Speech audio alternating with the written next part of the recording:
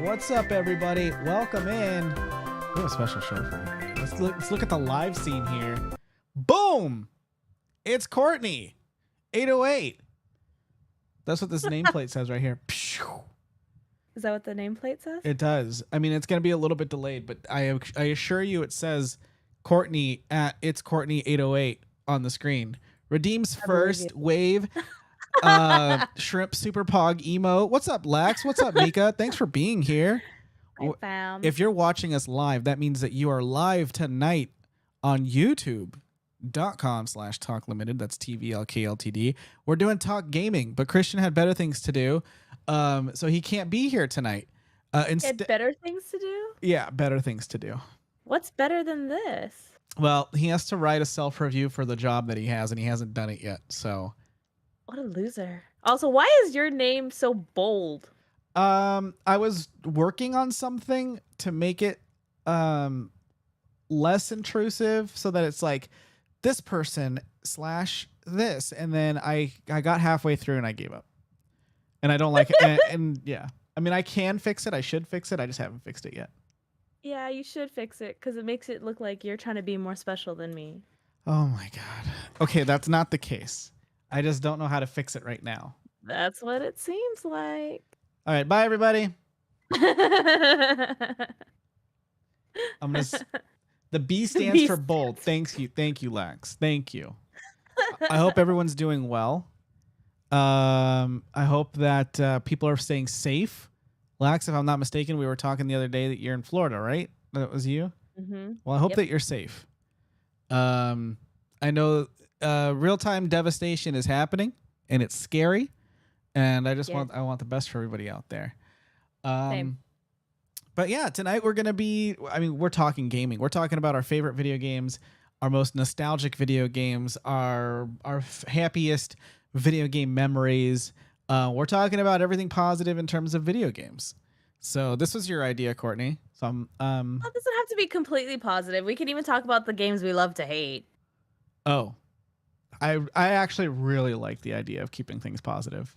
Okay, then we can keep things positive. Okay, but either way, I mean, games that I love to hate, I can't think of any. But I remember, but I have a really good, like games that I wish were better. You know, like games that I had high hopes for, that sort of thing. I mean, I can think of one very good example of a game I love to hate, and that's Duck Hunt. Really? But that game was like good too, though. Yeah, except for the fact that when you miss and the dog is like mocking you and laughing at you and you can't shoot the dog. What's your earliest video game memory? My earliest video game memory? Yeah. Ooh. I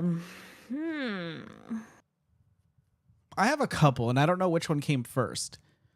Yeah, I think for me, my earliest video game memory. Yeah, memory as in membrane. Memory is probably playing on my dad's Super Nintendo.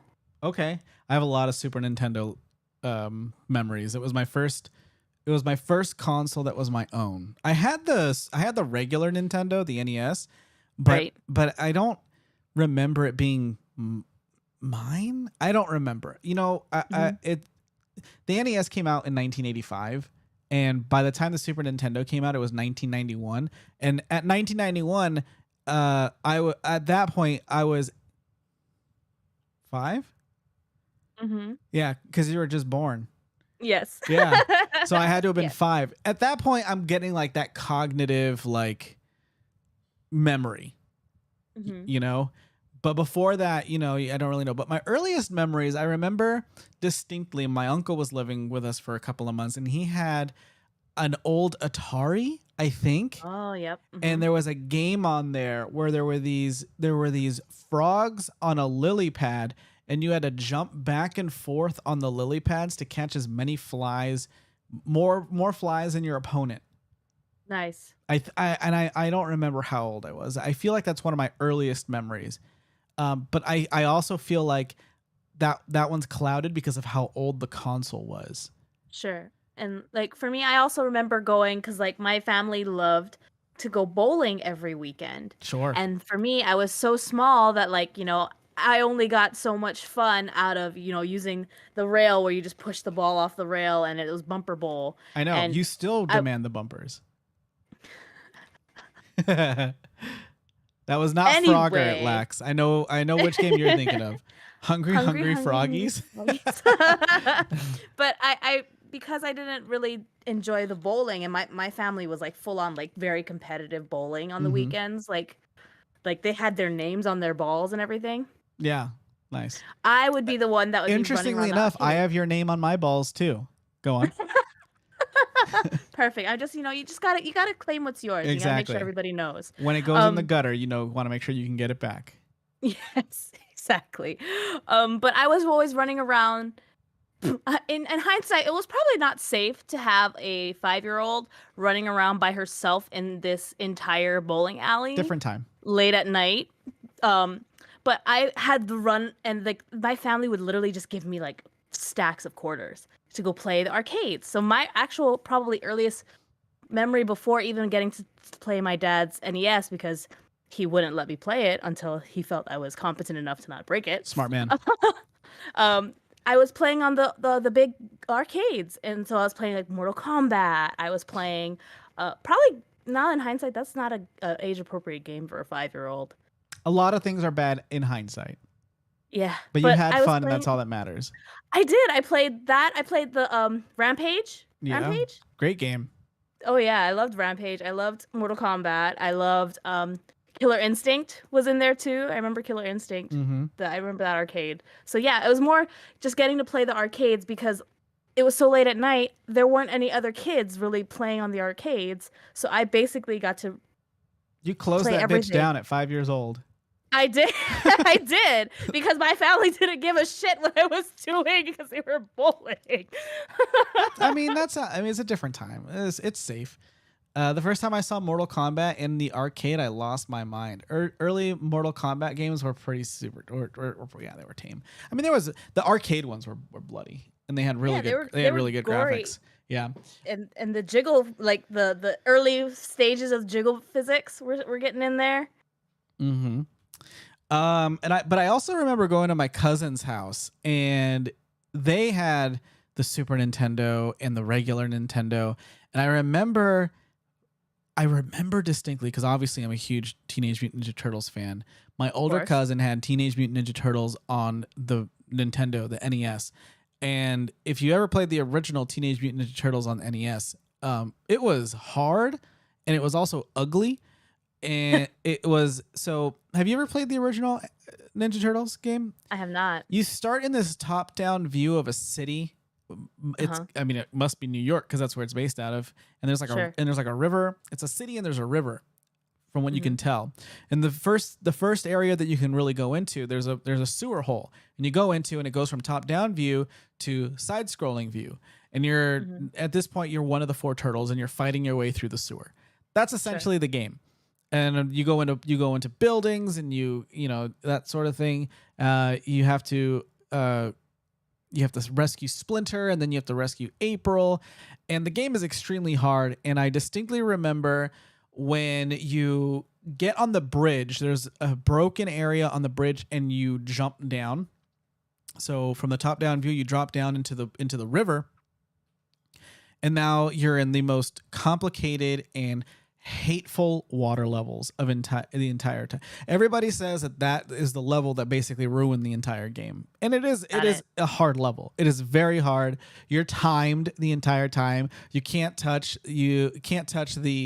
um the seaweed because it's electrified, and What? it's hard. It is very hard. And Yeah. I remember watching with bated breath my older cousin play this game, and I don't know if he ever got past it while I was there. I'm sure eventually he beat it. I feel like that family, those cousins, they played games until they beat them. Like they liked a real challenge when it came to video Challenge. games. Yeah. Yeah. And I remember that too. And the same cousins, we were older, obviously. I remember Mhm. we rented Banjo Kazooie on the Nintendo 64 when we were older.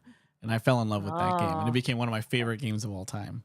N64 games. See, that I think for me is my first real introduction to actual console gaming because yes, I got to play my dad's, Super Nintendo. I Right. got to play and I'll play all that stuff, but the N64 was the first console that eventually my dad was like, "Okay, Do you remember you how you old you were? you uh, what what year did the N64 come out? Well, here's the thing.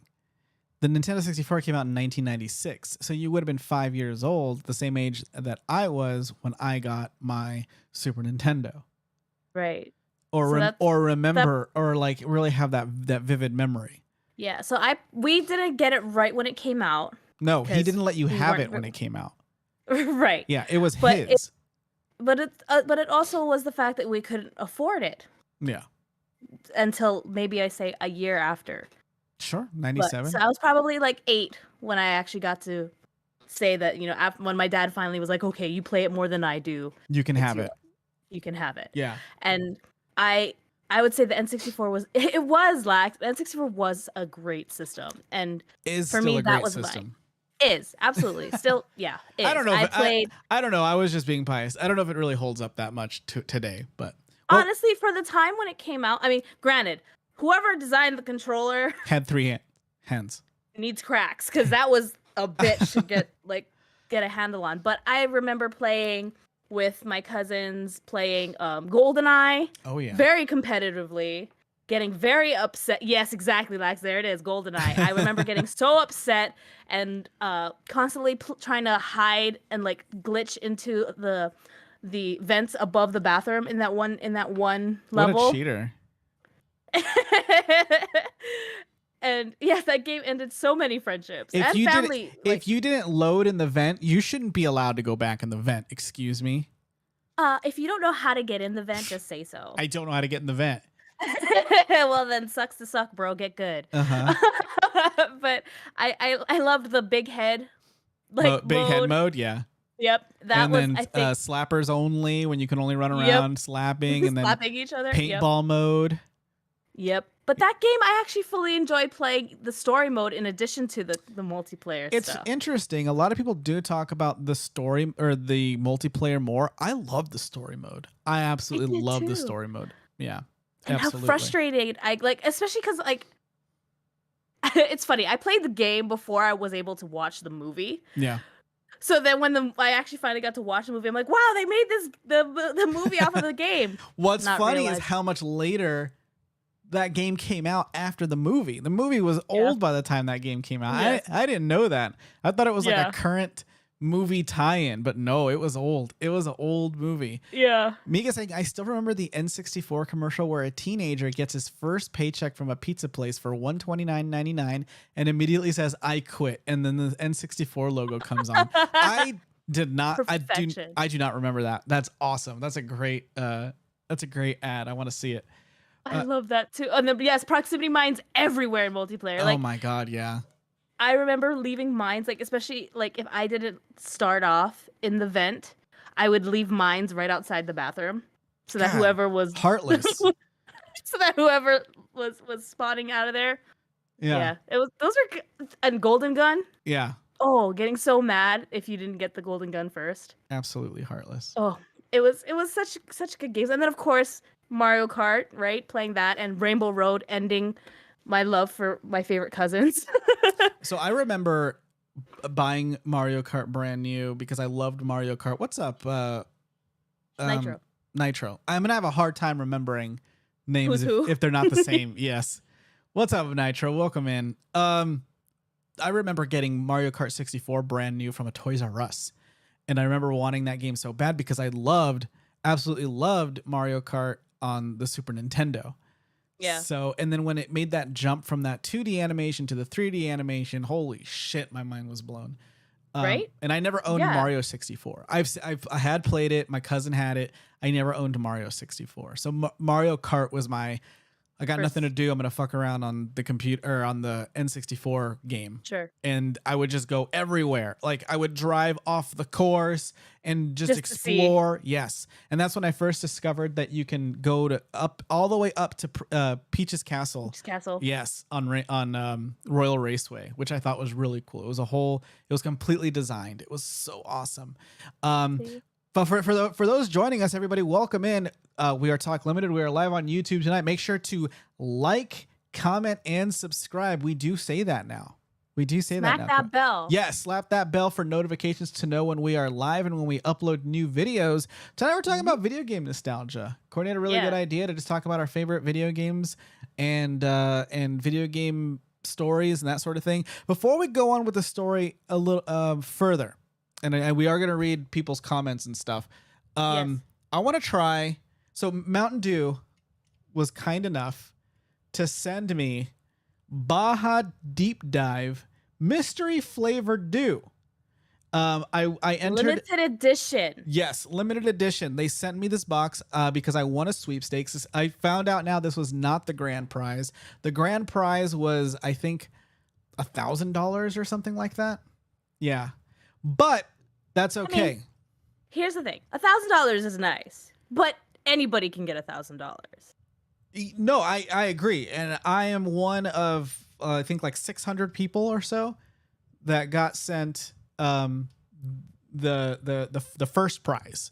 So there was a grand prize and a first prize, and I got the first prize, and I think like that's that. really cool. I think it's really cool too. So I'm gonna try it with you folks. I do have a little bit of an inkling of what it is. So for those who are Is not it cold? It's warming up. That's why I want to do this segment before it warms all the way up. But Sure, it is cold. But right here, I don't know if you folks can see, there is a small bottle on the can. And money is finite, dew is forever. Well, very well said. Yes. Very well said, Nitro.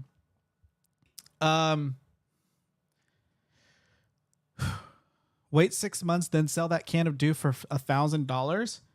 Well, I have two back here that I'm keeping. Maybe Forever. Yeah. If it goes up in value, maybe it will. But anyway, there's a small can, or excuse me, a small bottle drawn on the can, and it has the initials P and B. P and B. And we are getting, so there was a limited flavor called Pitch Black way back in the day that went away. Pitch Black was a flavor of dark or black grape. So my inkling, my initial thought is that this is going to be Pitch Black with Baja Blast. That's what I think the flavor is going to be, given all the clues. And there's tons of like little grapes drawn here, like right here. There is a pineapple on this guy's head, but I think that's just because of the Baja Blast. I thought the same thing, to be honest. Peanut butter. Yes, it is peanut butter. No. It's Pitch Black. I'm pretty positive it's Pitch Black, which is returning in January. The original Pitch Black flavor is returning. So if I'm right, oh, sorry, I didn't get the ASMR in there. I heard it. But if I'm right, then this is going to be Baja Blast with what did I say? Black grape. Here we go.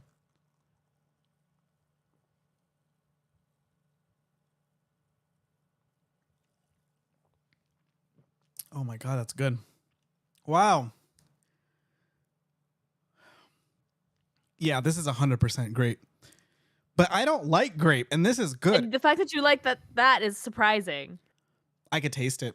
Wow, that is good. Oh man, I hope they make this a permanent Baja flavor. This is my favorite Baja flavor because they came out with 2 new Baja flavors this past summer. It was the mango with Baja Blast and the pineapple with Baja Blast. Right. And this is now what tastes like Pitch Black with Baja Blast, which is a black grape, and this is my favorite one. You want to try it? Here, get your face really close to the screen, Lex. Open up. Here you go. Did you get it?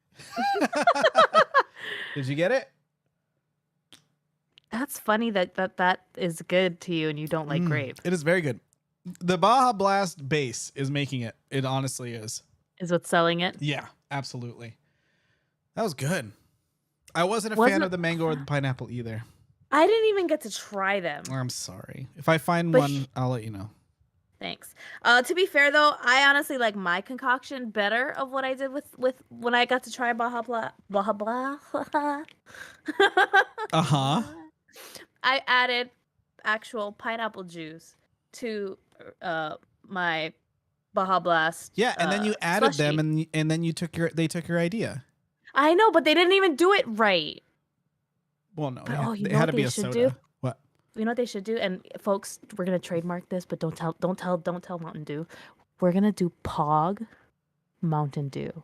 Yeah, don't tell Mountain Dew that we're using their product as the base. And then we're going to trademark it so that they can't use their own product. we're not necessarily going to trademark it, but as far as the idea, Yeah. until they pay up and pony up. Pony up, pony boys. And then we'll come up with like a good like actual name for it. Like Pogha Blast. Pogha Blast.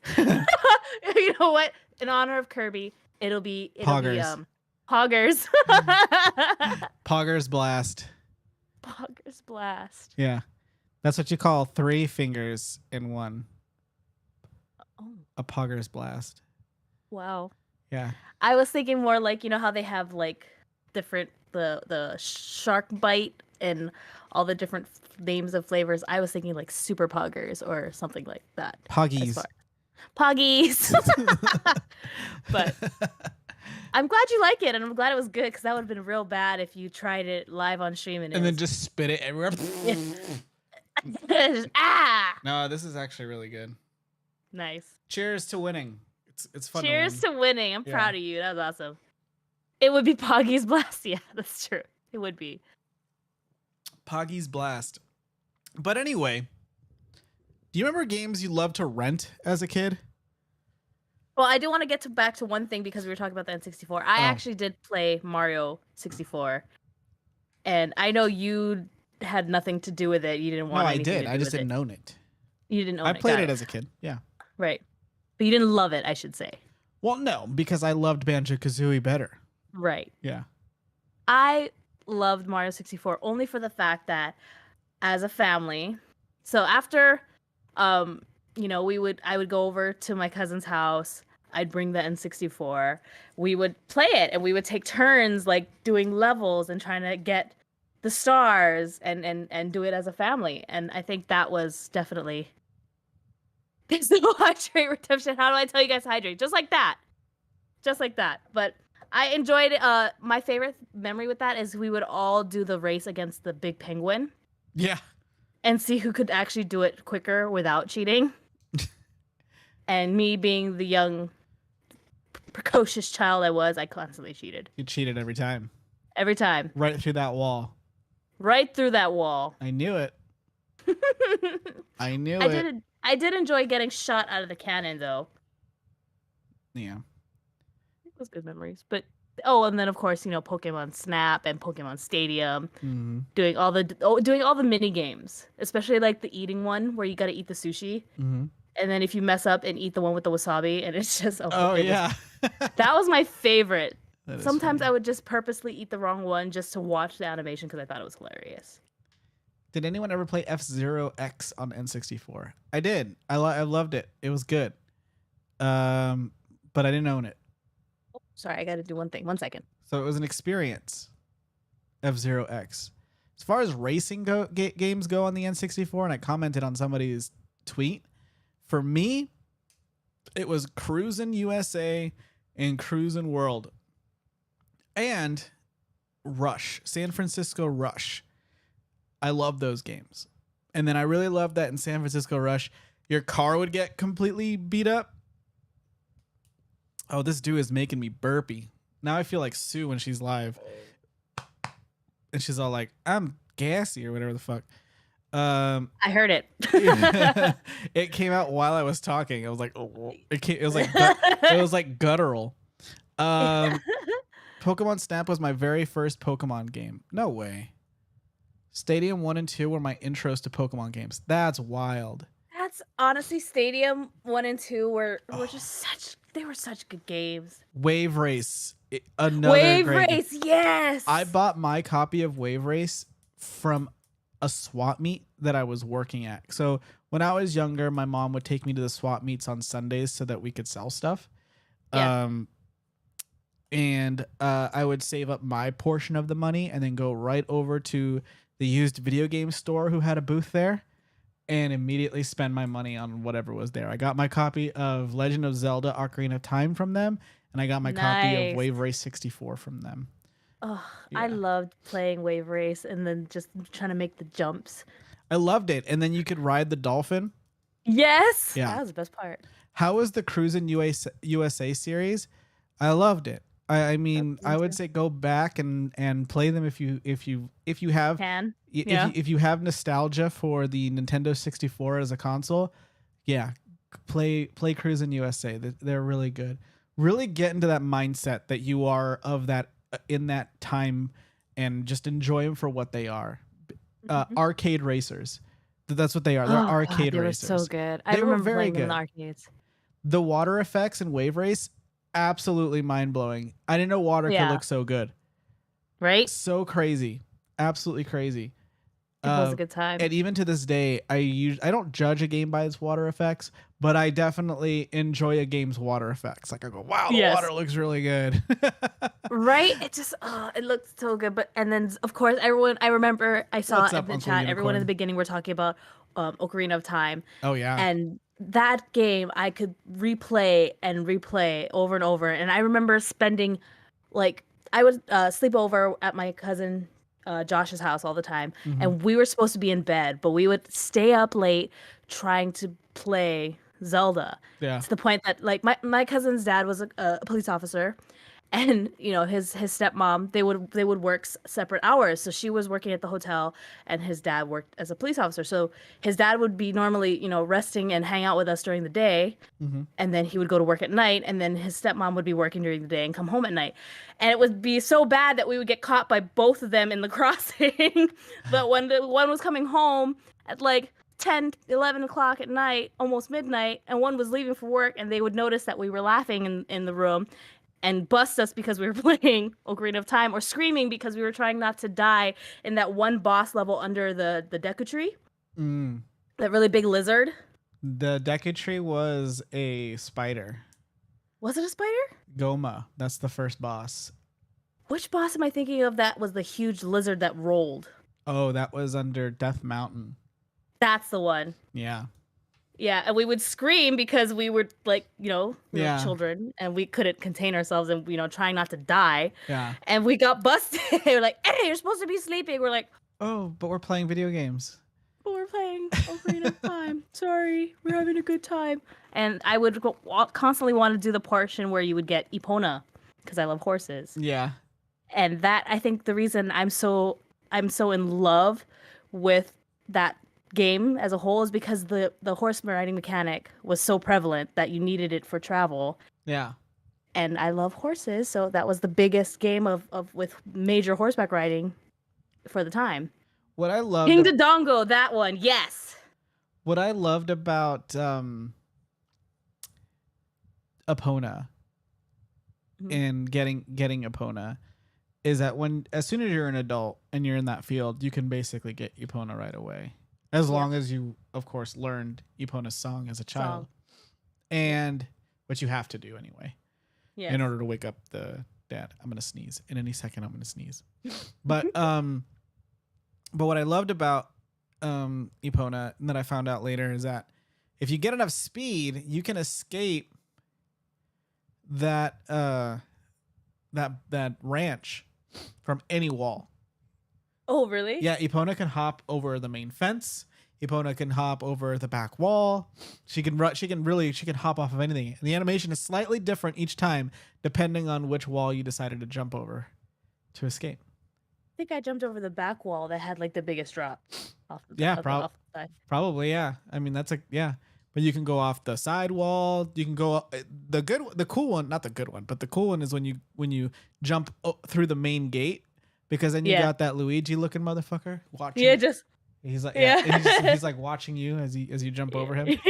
That blew my mind. It's like, oh, it's different. It's different each time.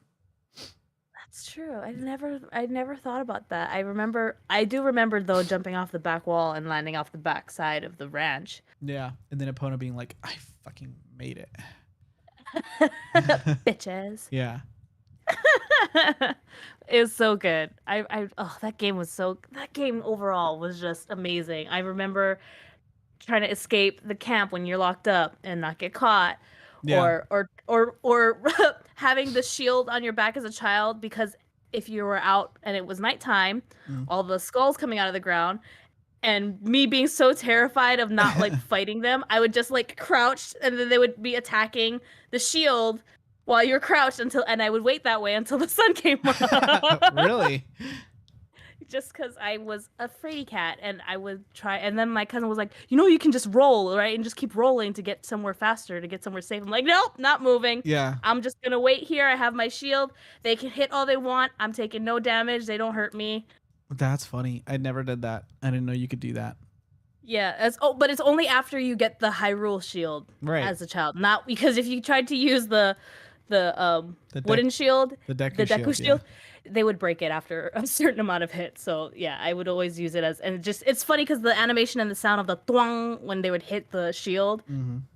But yeah, and then just waiting until sun came up and then they went back in the ground. Well, they wouldn't. The skulls would light them on fire. If anything caught your shield on fire, that was the end of that shield. Yeah. Yeah.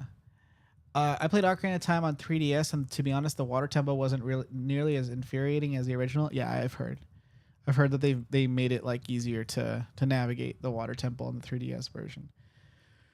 But the water temple was how I saw it. It was the first way that I saw Ocarina of Time. My cousin was visiting. Another cousin was visiting from Mexico. Mm-hmm.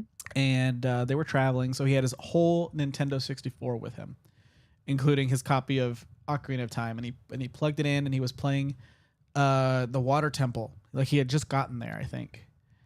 And I was just watching and I was like, wow, I need to play this game. And without hesitation, I bought that game. I saw nothing else and I was like, I need this game, and I bought it. And it was awesome. Yeah. So good. Everything about that game was so good. It was true, utter perfection. I think the reason why I have 69mega.com have a good time, find your love. What is this? Oh, fuck. We weren't prepared for this. Hold on. Let me see. How do I... 69mega.com. Fuck yeah. I want to have a good time. I want to find my love. No, we can't. Put this user in timeout. Hide user on this channel. I put them in timeout. Sounds good. For 300 seconds. That's not enough time. Look, you can also report and block, can't you? Oh yeah, I can. Report. Here we go. Thank you, Nitro, for reporting. Spam.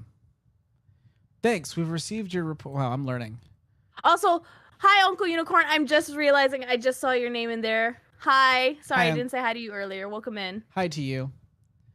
But to 69mega.com, have a good time, find your love. Not them. No. They're not welcome here. No. Although I might go to, it's a Mega 69. Never mind.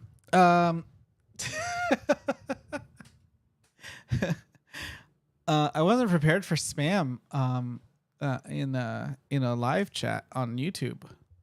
You should have been. I know. We should be prepared for anything. Anything and everything. All of it. But yes. Let's see. Okay, after the N64, what was your next big console game?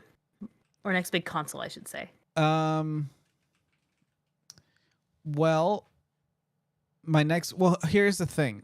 What I'm learning and what I'm finding out now is that a lot of my greatest video game memories revolve around being with family. Yeah. So all of my best memories are always with really, really like fun family situations or with like close friends, which I didn't have very many of growing up. I had and it's not so much that I didn't have friends, but I would hyper fixate on just like a small group of people and be like, this is my group and I don't need to meet anybody new. Like, you know what I mean? Like, that's just how I was. Kind of like now. Kind of like now. I have a few really, really good friends and I just don't. And I think a lot of it has to do with, I don't know, probably ADHD, but who knows? And, cause so like when I think back to some of my greatest memories, most of them are experiencing games for the first time by myself because I've rented them. Like I loved Sure. Cool Spot on the Super Nintendo because one summer I rented Cool Spot, which for those who don't know was a licensed 7-Up video game where you played as the Spot off the 7-Up bottle who Oh my came gosh. he was the company mascot. He had cool fucking glasses, little pixelated glasses, sunglasses, and he had arms with Mickey Mouse gloves and feet. Huh. And Cool Spot's first level, he'd come to life and he would be on the beach. And you just had to navigate and be like jump through bubbles and stuff. And I loved it. I spent my summer playing that game. And I remember even being like, what did you do for your summer vacation? I was like in 2nd or 3rd grade. And I was like, or maybe 4th grade. I played Cool Spot. And then the kids are like, do you mean Twister? And I'm like, fuck you. No, I didn't say that. But no, not Twister, you idiot. I played Cool Spot on the Super Nintendo. It was nobody knew what I was talking about. But I loved stupid licensed games like that. And I think the Super Nintendo did them best with Cool Spot and Rocco's Modern Life and Animaniacs and Tasmania. And like there's just and they were terrible games. Like they weren't great. They weren't fantastic, but they were so good. Mm-hmm. And like I think Cool Spot is a good game, but like I don't think it's a great game. Now Rocco's Modern Life is a bad game. I think that one was a bad game, but I still really liked it. Animaniacs I think was also considered a bad game, but I also really liked it. And I would remember like being like it would be evening time and I'd be driving back to take it back to Blockbuster and being told that I can rent another game. And I would just re-rent the same games over and over and over again. Yeah. All Real Monsters. It's just it was all of those. I think I remember renting the Disney, all the Disney games. Oh yeah. My favorite, what's up, Aisha Chu? Welcome in. I love Super Nintendo. Aisha! Hi, Aisha! Oh Aisha, my gosh! hi. Hi.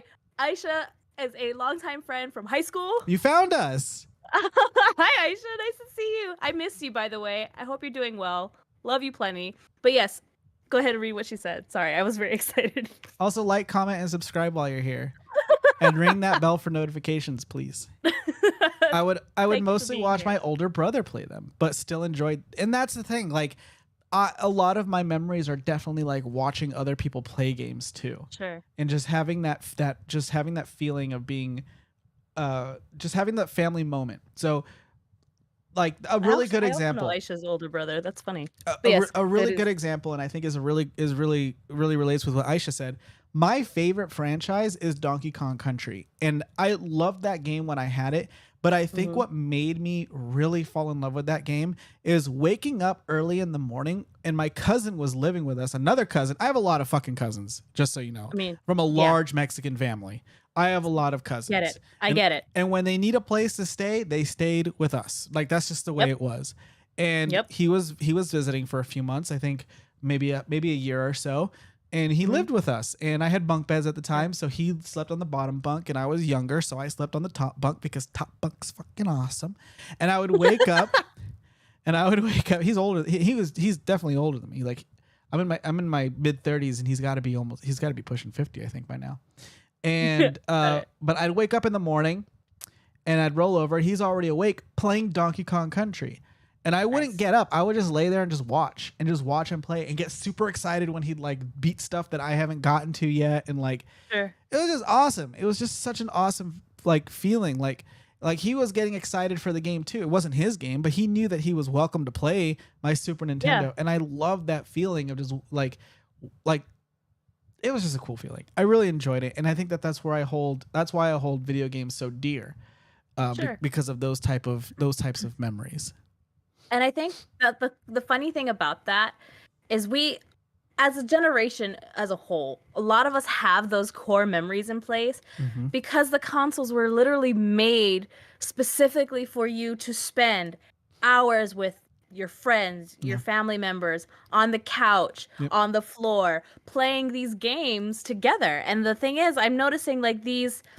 I mean, these consoles now. I don't know if you get that. You don't get that same feeling I now. don't Like I know if you have. can. I don't know. Like I feel like current consoles don't really have that feeling to them. No, a lot of the new games nowadays don't really have that. They don't encourage that kind of style of play anymore.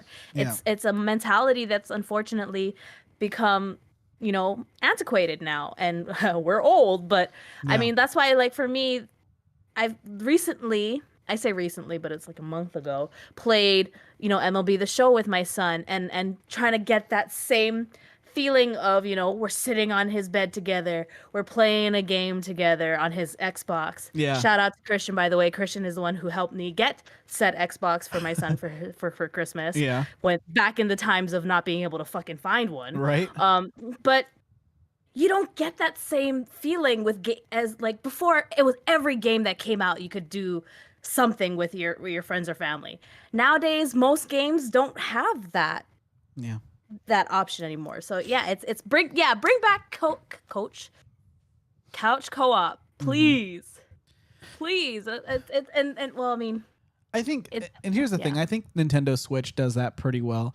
Like Sure. if you are truly out there looking for good couch co-op games, you could find them with the Nintendo Switch. And I think the hardest part now is we as adults live far away from each other, so we want that couch co-op experience, but online.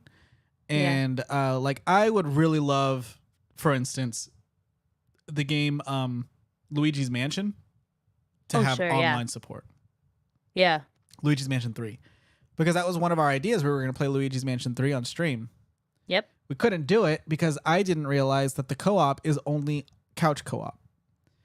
And that game is really fun, couch co-op. Like it was designed very well, couch co-op. The new Kirby, the Kirby and the Forgotten Land, also couch co-op. Very good design for couch co-op. And it's one of those situations where like, why not offer both?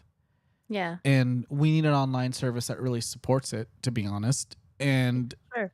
but there's no games like that. And the games that have great online support, like the Xbox and the PlayStation, from what I can tell, don't have great couch co-op games. None that really stick out in my mind. None Nope, that make not me really. go, I want to pick that up and play. Like I can't think of any. And Nintendo Nope. does so well with those. And I think back to more of my great memories, and I want to read a few here. Aisha said that would happen in my household too. Only the game that was being played was Super Mario RPG. Yes. Great game. My uncle was the biggest influence on my gaming tastes. Yeah, as a kid. So, a lot of like the biggest and most dramatic memories of gaming that I have are over the holidays when I had to go to Mexico and we'd all be playing Star Fox 64 dogfights, right? Like it's just 4-player split screen and we're all just shooting each other. Sure. Or Mario Kart 64, but battle mode. So Yep. we're all trying to pop each other's balloons on these awesome stages. Like those really stick out to me the most because because you got 4 controllers. Oh my god, 4. Yeah.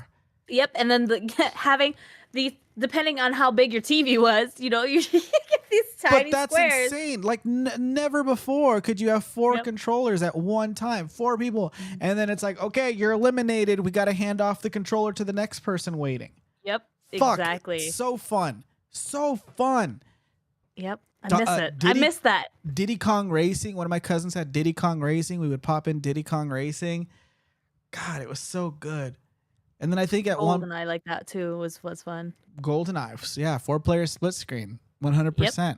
And then if you shot somebody, you handed the controller over to the next cousin waiting. Rounds over, you have to hand the controller over.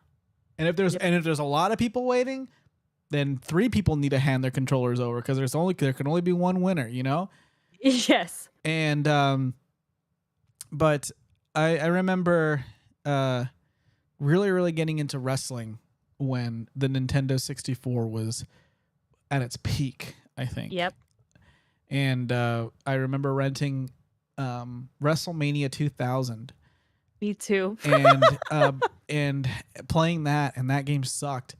Um, but it had the heart of the previous wrestling titles made by the same company, and that was WCW versus NWO Revenge. Yep, And yep. those I remember games that one were too. fantastic. But I didn't own a wrestling game until the next year, and that was WWF No Mercy. And it came on a black Oh, cartridge, and that game is the best wrestling game of that whole console generation. In fact, that was the last wrestling game that came out on that console. So fucking good. yep. So I good. remember. I remember both. No, so my dad was very much into wrestling, and I remember him getting both WrestleMania 2000 and No Mercy Hmm. specifically just to play it, and just I remember us picking. He'd pick his favorite wrestler, and then having playing against each other. I loved creating my wrestler. I did too. So my wrestler had aesthetically looked a lot like Jeff Hardy, but with a face that resembled my own. In Sure. fact, I couldn't grow a beard then, but my character already had this kind of goatee look to it, so I was already planning what I was going to look like as an adult, I guess. Had this piece too, so I don't know. You knew what you were gonna look I like. guess so. And yeah, dick diggity dog. That was the main music. It really was. Yeah. And it would have mostly he would have mostly Jeff Hardy moves, and then I would Hmm. go in and I would tweak because they had to balance their characters. So Jeff Hardy had a lot of high flying kind of whimsical moves, but no real hard hitting moves. So then I'd go in and I would make some of the punches a little bit harder, some of the kicks a little bit harder, and like Yeah. just make him a more well-rounded high flyer. And that was Psychosis. That was my wrestler.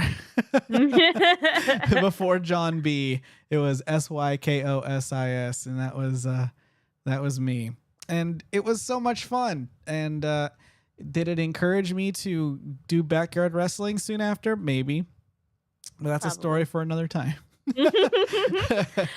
And you know what I think I love most about having these nostalgic video game memories is that unfortunately I can guarantee you by the time my son is in his 20s, he's not going to have the same kind of, you know, core memories with video games shaping his interests and shaping his memories the way we have with these memories with video games, especially like Tony Hawk Oh playing, yeah.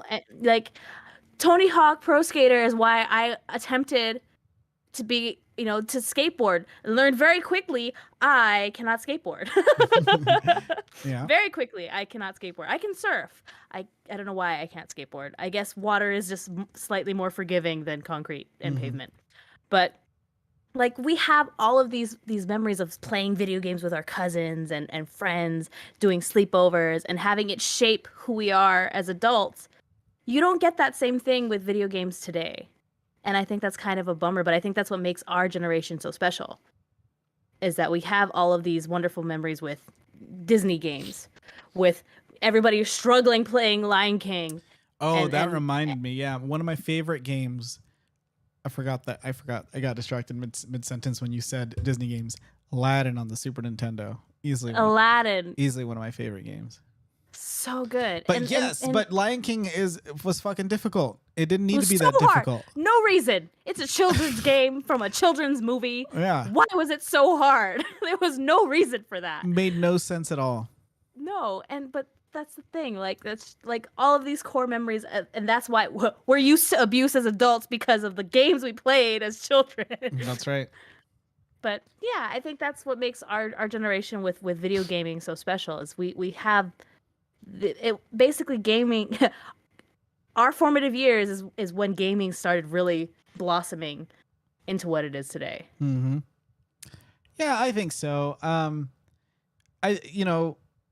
Gaming really started getting really different when online started, and I think that kids today will definitely have a different relationship with gaming because they will know video games from a very early age. From, oh yeah, those are the things on mom's phone or dad's iPad. iPad. Those are video Mhm. games. Like that's their relationship with video games, and I think that you know, as they get older and they start picking up PC gaming or console gaming or whatever kind of gaming, that'll shape their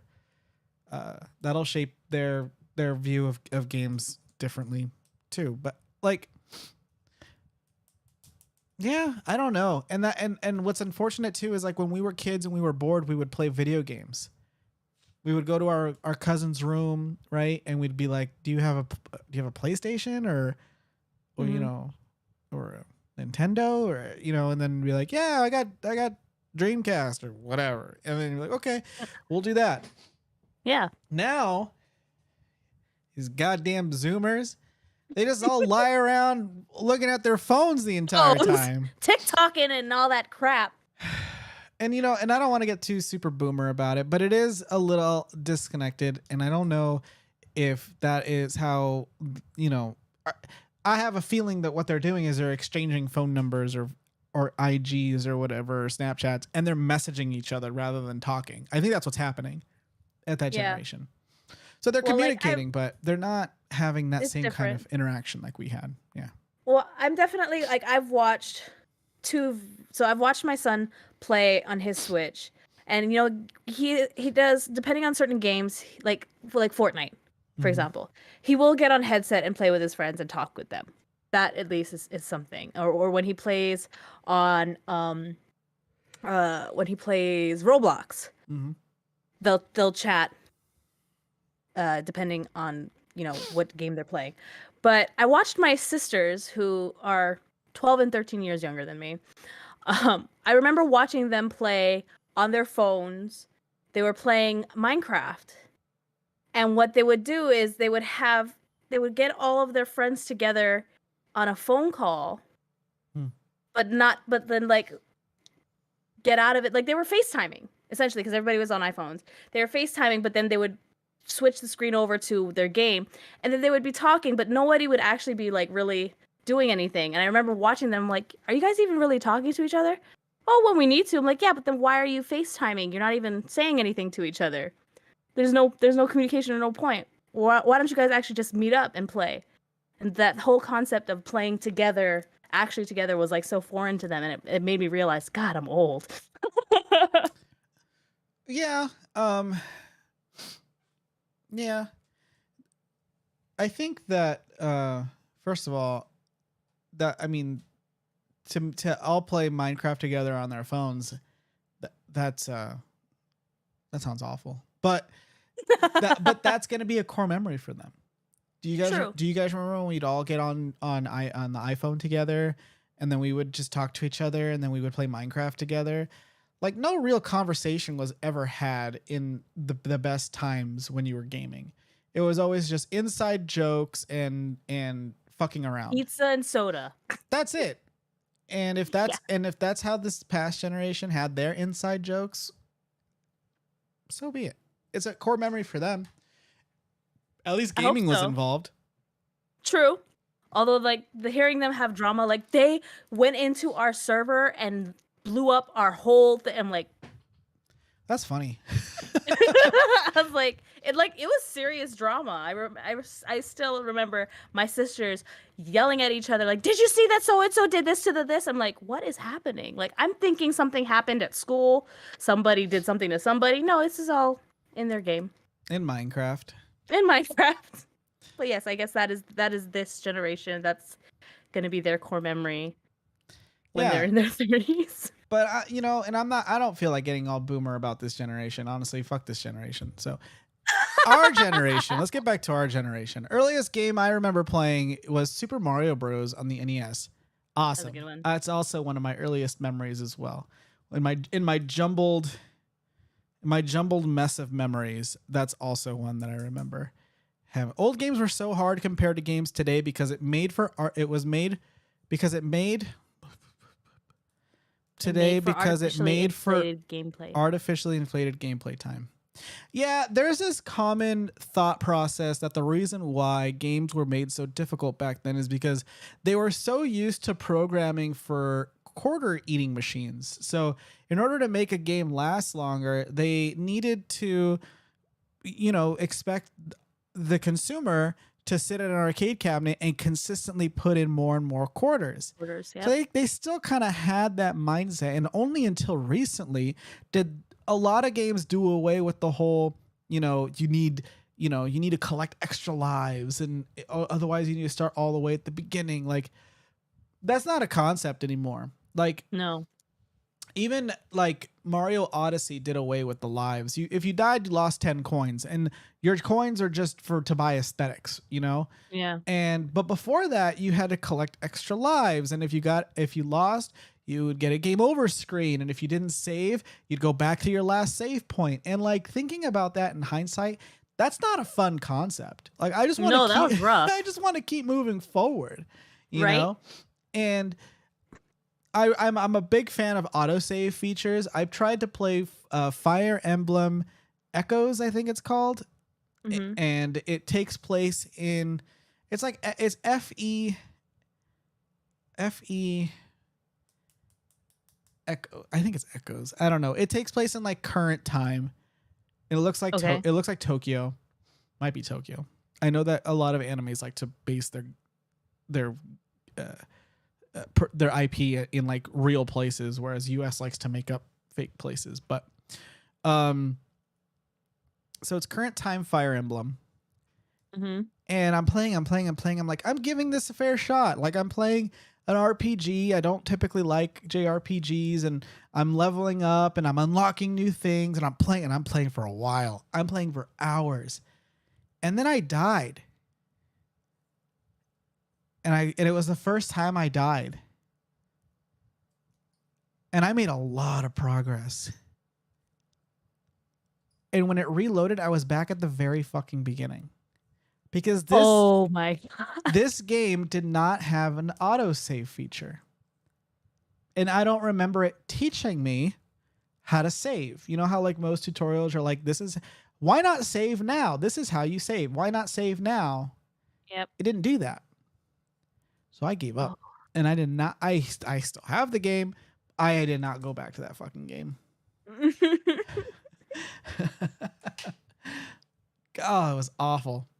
Yep. That having those days of making sure you have to constantly save, because in case the battery in your Game Boy might die. So, and if you don't save, all your progress is gone. Sure. Or having, a power outage. So making sure you save constantly.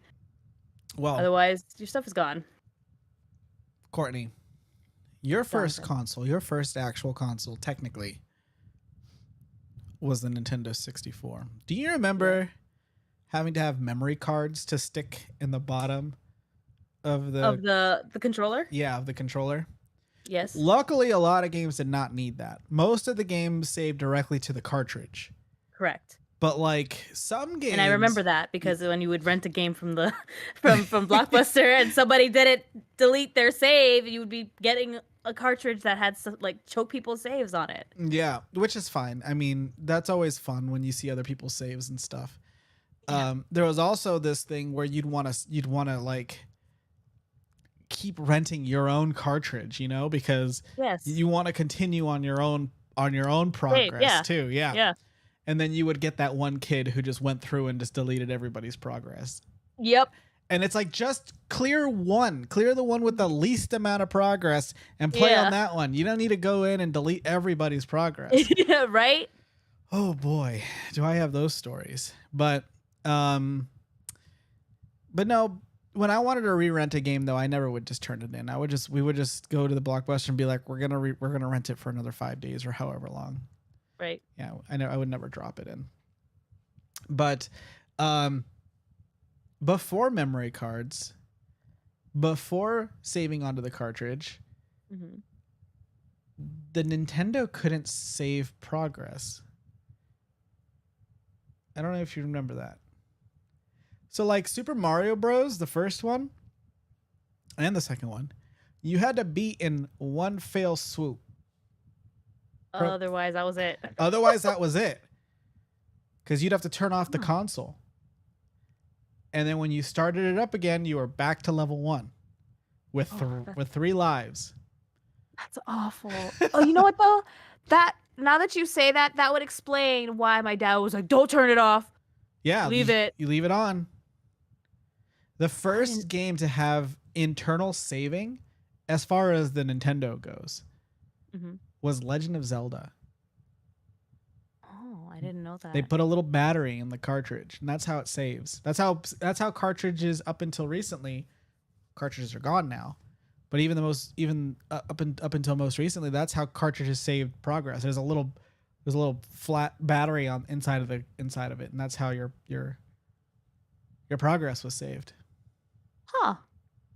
Yeah. Nitro saying that they bought a used copy of Final Fantasy IV on DS, and when they booted it up for the first time, found out the previous owner leveled everyone up to max level with all their best weapons.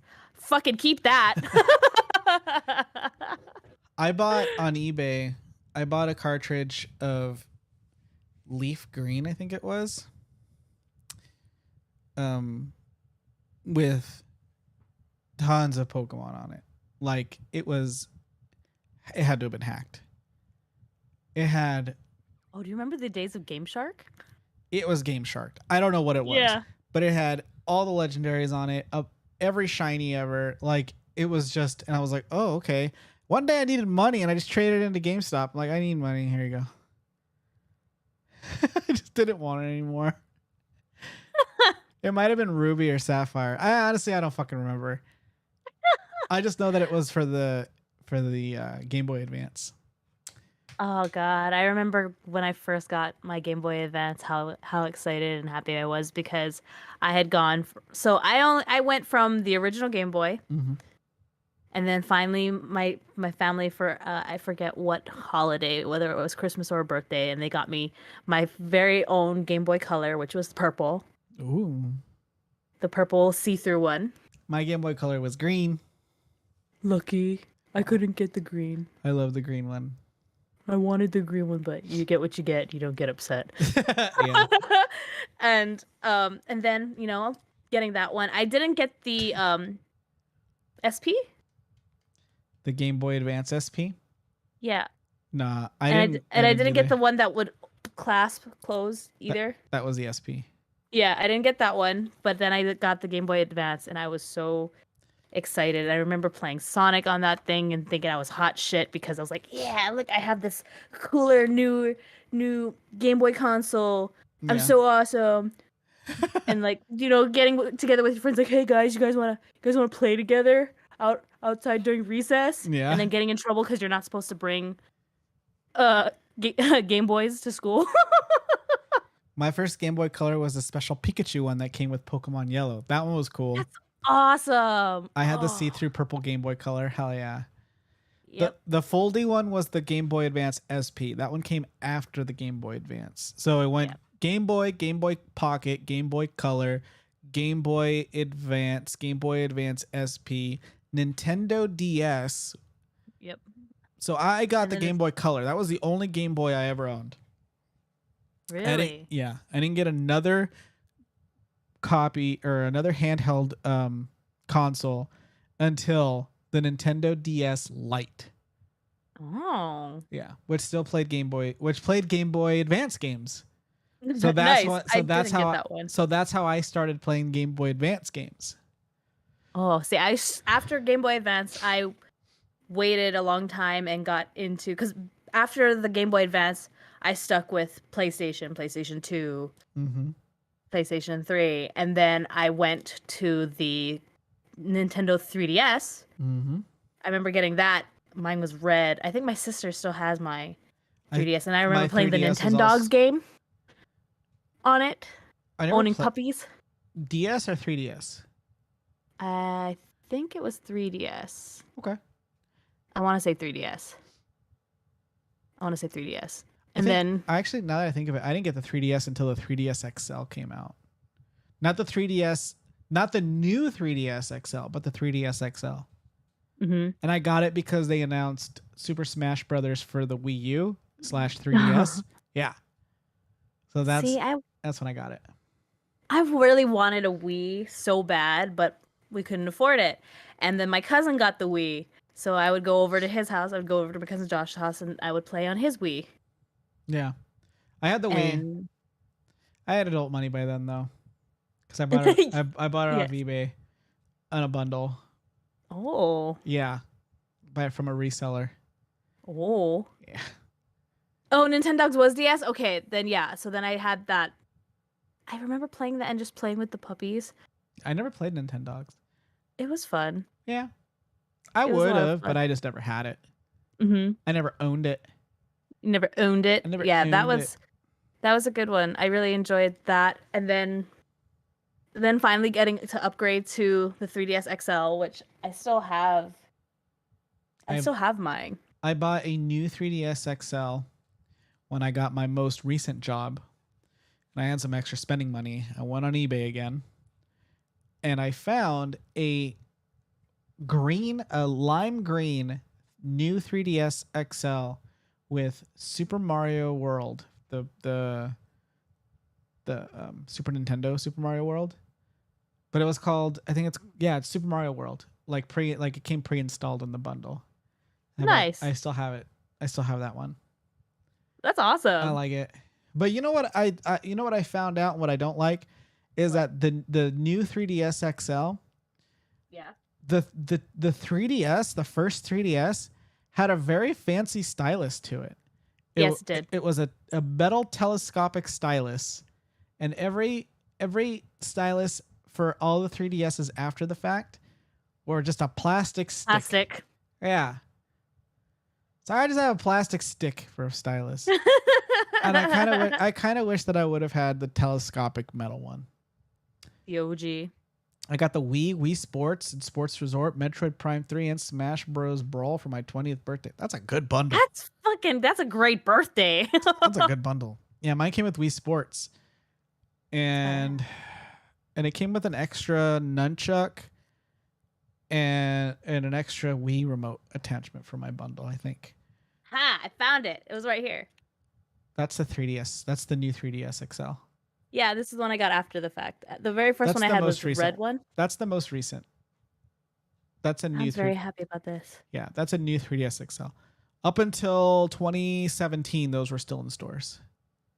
See, 2018. I was actually really excited because I bought this with my own money, and the Galaxy. I mean, yeah, come on. Yeah, no, it's a good one. I like that one. For a while, the Galaxy one was the only one you can find in stores. I should have got it, but I love my green one. Well, I gotta ask, because you're saying that yours came with Sports and Sports Resort. Did your Wii have the GameCube plugs in it? The GameCube port? Because that was they discontinued that one which sucked because I love the GameCube support on the Wii. I love the GameCube. I feel like the GameCube was an underrated console. It looked. That was another one I didn't get. I loved it. You want to talk about? Yeah. So it was not nicknamed. It was codenamed the Dolphin. So the chip inside of the processor inside of the inside of the Nintendo GameCube has a dolphin inscribed on it. Interesting. I didn't know that. And it's because the water in the GameCube games look fucking amazing. Yeah. Hands down the best water on any console ever. And I know we just talked about the water in Wave Race 64. They just kept upping the ante. And Pikmin has some of the best looking water on any game in any console on that on the GameCube. And that's just one example. The GameCube just did really good with water graphics. So much so, Super Mario Sunshine is designed completely around water. You have to in Super Mario Sunshine, you have to clean Isle Delfino up with this water pack that you have. And the water in that game looks fantastic. I loved the GameCube. I don't know what they were thinking with the GameCube, but I don't like it still had the 4-player controller support. They could have done more with their games. Like I don't know what it was. Smash easily was their most popular game. That was a huge step up. Smash Bros was not a launch title, but it came out roughly around the same time as launch. And that graphical overhaul from the Nintendo 64 to Smash Brothers on the GameCube was insane. Its Yeah. size was definitely a boon. I always called it the lunchbox. Yeah, it was Nintendo's first portable console, is what I like to joke. It even had a With handle. Yeah, Yep, I remember that. it had That's a why handle. I was really bummed. I was wanting one, and then of course my cousin Josh, because Yeah, I love you, but you're spoiled, only child. yeah, Um, and so he was like, "Oh, I got the GameCube." I'm like, "I want to fucking punch you in the face. You want yeah, to play it? Yes, I definitely want to play it. yeah. I love you. You're fantastic." The GameCube had so many great games, and I loved, I loved Legend of Zelda, Wind Waker on it, and I loved Legend of Zelda Twilight Princess on it, which was also, interestingly enough, a Wii title. So because it got delayed so many times, it was the last first party game on the GameCube, and it came out day and date on the Wii. But I think that the GameCube is the better version because Link is left-handed. How's he supposed to be? They flipped it for the Wii version because the majority of the people are right-handed and it's motion controlled. But I loved Twilight Princess on the GameCube very, very much. I loved Smash Brothers. I loved I'm trying to think of all the first party games that I loved on the GameCube, because I'm about to go in hard on the third party games. Third party support on the GameCube was, I think, some of the best that Nintendo had up until they didn't really have that much. But like SSX Tricky is by far one of my favorite games of that generation. It's a arcade style, over the top snowboarding game, and I love that game. Absolutely love it. All those consoles made are what made all of the snowboarding games, the surfing games, the skateboarding games. Those consoles are what made them so popular. Really, because just they started how with the mechanics. Like I remember wanting to have every single version, whether it was SSX Tricky or Tony Hawk Pro Skater, because of how well they played, and the way they made it was that you could keep playing it. The longevity of play with these games, you unlock more things. Like SSX Tricky, you had characters locked behind like point multipliers. Like if you reach a certain amount of points, you would unlock another character, or if you played a certain amount of time, you'd unlock more characters. Smash Brothers did that very well. Like Need for Speed Underground, loved those games. Need for Speed Underground, Need for Speed Underground 2. Tony Hawk's Pro Skater I loved, but Tony Hawk Underground, I fucking loved that game. So good. Yeah. Because it was more open world for the first time. Yeah. Getting to crash through windows to get into other warehouses. Yeah. So and good. Skate in the And it really made these games where we didn't have that feeling of exploration before. You just made those games feel a lot bigger. And you're well, what happens if I go here? And sure enough, something happens, and you've just made that stage that much larger. And you're just like, holy shit, I can go anywhere and do anything. Yep. And you really couldn't, but like you didn't care. Well, you didn't know, because that was the fun in the exploration and figuring out where you could and couldn't go. Yeah, now you pay $15 to unlock the character. Yeah, and I think that was the coolest thing is sitting there grinding for hours. Like, I know I want to unlock this character. I know I have to hit this goal in order to do it. And then, just the working towards getting it, and then that payoff reward was so sweet. And then doing it again all over for the next character. Yeah. You don't get that same kind of love anymore. Like, you don't get that longevity of replayability with games nowadays. Really, you don't. I mean, you don't get the longevity of play unless you pay for the DLC. And and I think back to why I loved WWF No Mercy, because I knew that you can take your enemy fighter and throw him out of the ring, and you can grab weapons out of the crowd or from underneath the ring. But also, if you threw the enemy up the ramp, then you can fight on the stage up there. and you can toss them off the stage. You can throw Yep. them through tables. You can throw them through the announcer table. Yep. And when you're on the stage, you can go further and you can throw them through the entrance. And when you and then go to the back. and then you're in backstage. And holy shit!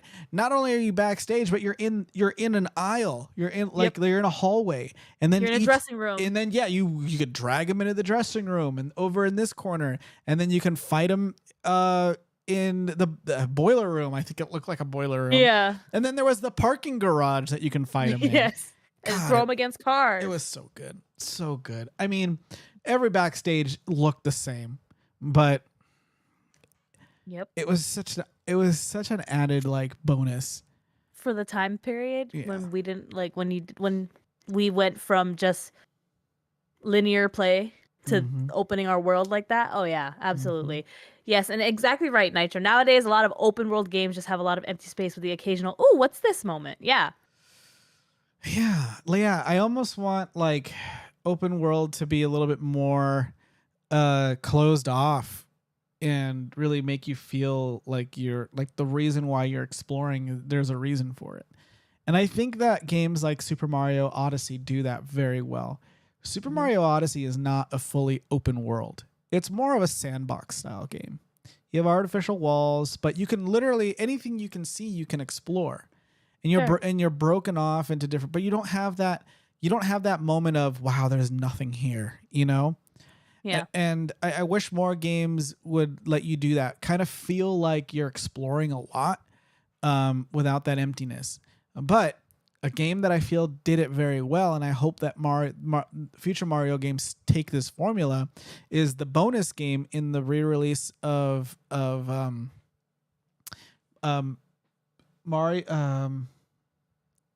Super Mario 3D World for the Switch. It came with the game. Bowser's Fury. Yep. Did you play that? I did. Bowser's Fury with you and Luke. Well, no, we played 3D. We played Super Mario 3D World, but there's the bonus game included is Bowser's Fury. Right, I played that one too. Bowser's Fury is like a Odyssey type game. It's 3D, open world, but all of the little sandbox areas are fully connected. So you go from one world to another world without having to get on that ship that you had to do on Odyssey. And I feel like if they go somewhere with this, if they do something with that, you're going to have that real feeling of exploration in future Mario games. Also, hi, Irony. Welcome in. Yeah, crazy. We're on YouTube and look. Yeah. Knock on wood. Not a problem. Yeah. Nothing. Absolutely not a problem. But we're not doing any gaming. We'll see. Maybe we'll do you want to try gaming tomorrow here on Twitch just to see what happens? You mean on YouTube? Yeah, you're on YouTube. Sure. Just to see what happens. Why not? Okay. Fuck it. I agree with what Mika said though. Wide as an ocean, deep as a puddle. All this, and I agree with you, Nitro too. That's why I loved Red Dead Redemption 2, because Red Dead Redemption 2 gave you that actual gameplay of full open world with actual things happening in every portion that you explore. Like you could go somewhere in this grand open space, climb mountains with your horse, and not just sit there and go, okay, well, there's nothing here, nothing happening. You could sit there, think you're going hunting, and then get attacked by a fucking bear for no reason. I do agree, and I think that Red Dead Redemption 2, it works for that game. Yes. And I think that they disguise the nothingness in the fact that you are in a desert. So if nothing's happening, it's because you're just in an empty part of the desert. But you're also very right. There's a lot of wildlife. And the wildlife is really what makes the empty desert feel more alive. Right. But then there's also not just wildlife. Like every so often there are random events. If you wait long enough, there is strangers who come by. There are bandits who will try to rob you and kill you. There are women in distress running around trying to either con you or actually get help from you. It's just one of those things where they did that game so well, but that's why it's my absolute favorite. Smith, welcome in. Welcome in. One of my favorite gaming memories involved Mike Tyson's Punch-Out. Back then, there were no videos or websites, only rumors that he could be beat. I'll never forget the first time I saw it happen. That's awesome. That's awesome. I loved like video game rumors back then too, because there was no way to fact check them. You would just hear Sure. a rumor about, there's a Mew underneath the truck in Pokemon, and you just Yeah. believed it because everybody said it, you know? And there's there were so many that I can't even think of them. Luckily that one, Smith, was real. Yes. And you were able to see it happen. But I remember so many. And I think Oh, I yeah. think one of the hardest things too was my favorite game was Banjo Kazooie. And there were so many things built into that game that didn't make it into the final release. So while the information would have been correct if it had been released on the final release, the information was actually wrong because it didn't make it into the final release. And so there's a lot of things in Banjo Kazooie that you look at and you go, I should be able to get that. I should be able to get that. And you can't. And you just can't. And it took a really long time to figure out why. And it's because it was never implemented. Stop and swap. Yeah, that's a huge one. I mean, that most of it is because of stop and swap. So imagine this, Courtney. You're a third-party publisher, developer, and Nintendo says that you can make a game for their system. Not only one, but you can also make a sequel. And you're thinking in your head, well, the Super Nintendo had a release button, but the Nintendo 64 does not have a release button. So what we'll do is we'll instruct kids while the system is on, take out one game and pop in the other game while the system is still on. And we're going to unlock a ton of content when you do this. I remember that. No, you didn't, because Nintendo said, no, you can't. No, I remember doing that and realizing you can't do that. Oh, yes. No, don't do that. Yeah, Don't ever do I that. remember hearing that we can do that and then doing that and then breaking my shit. Don't do that. But because there was no locking mechanism with the Nintendo 64, you could just easily just take it out. Easily in and out. And I remember my cousins would do that. I'd freak. I'd be like, turn off the system before you do that. But Rare took the idea that, well, we'll keep the content in 2 cartridges, basically. And we'll call it stop and swap. You stop playing, you pull out one cartridge, you put in the other while the system is still on. And Nintendo was like, no, absolutely not. You're not going to misuse our system this way. So it's gone. You can't do it. You can't do it at all. So now there's all this content in these 2 games that you'll never be able to reach. Now, it did get released. It got released on Rare Replay on the Xbox. So you can go back and you can play it. But at that time, it was just there and you couldn't do anything about it. What were the Mortal Kombat 2 rumors? The Mortal Kombat 2 rumors were wild. Anyway, I don't remember those. But also, Mika, yes, I remember in Red Dead Redemption riding around and then all of a sudden just fucking Cougar just out of nowhere attacks you. Or being able to revive. I don't remember the one. So I didn't play too much Final Fantasy. No. That one wasn't my jam. I played more like Samurai Warriors, Dynasty Warriors. The ice key in Frizzy Peak. That's one of the stop and swap items. There's an ice key behind the sheet of ice and you can see right through it. Oh. The rumors of secret characters. I do remember those rumors, yeah. A lot of them. I remember being like stoked about Reptile.